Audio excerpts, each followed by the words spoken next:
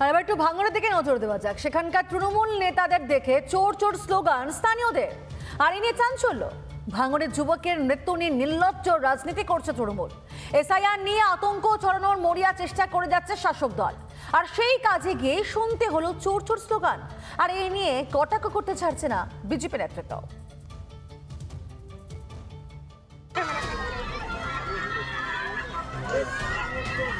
তৃণমূল নেতাদের দেখেই চোর চোর স্লোগান। রবিবার দুপুরে সরগরম ভাঙড়।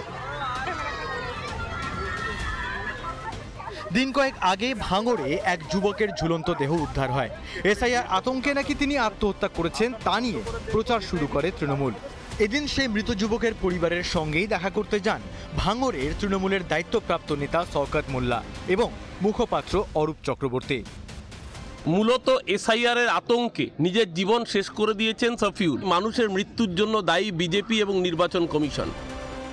তৃণমূল নেতার এই দাবি উড়িয়ে দিয়েছেন মৃতের ভাই।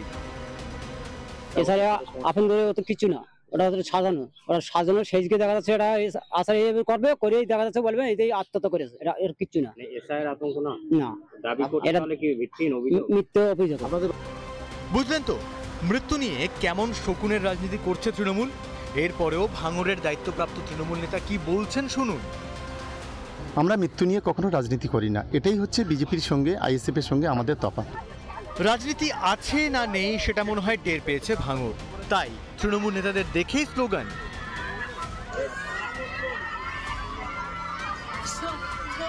জটিল বিষয়। ওরা তো এসআইআর এর মৃত্যু হয়েছে সে তাদের দেখতে গেছে, তো এরকম মৃত্যু পথযাত্রী মানুষজনের পাশে যে দল থাকতে আসে তাদের চোর বলে আক্রমণ করা উচিত না, এটা সমর্থনযোগ্য না। অন্তত বসিয়ে চা খাওয়ানো হচ্ছে, আর বসিয়ে ওরা যদি তাদের ফর্মটা ফিল আপ করে বলে দেওয়া।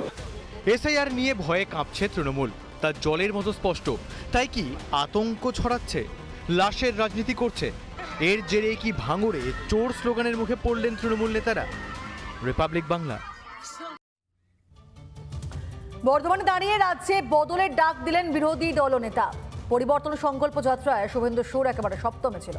বললেন তৃণমূলের ওপরে ফেলতে হবে, বদল হবে আর বদলাও হবে।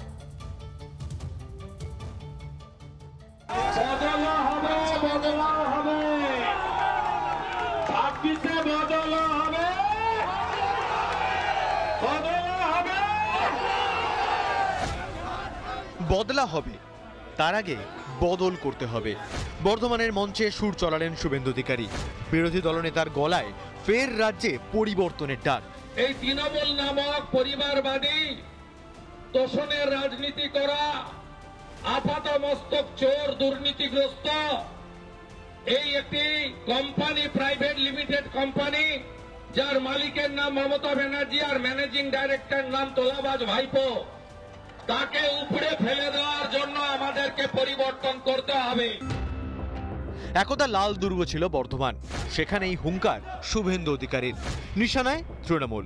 আর এখানকার বর্ধমানের গুন্ডাদের বলে যাচ্ছি, পোস্টাল ভায়োলেন্সের নাম আছে, আর একটা কর্মীর গায়ে হাত দেবেন, তারপরে দেখা হবে ওই বুথে এসে দেখা করবো আমি।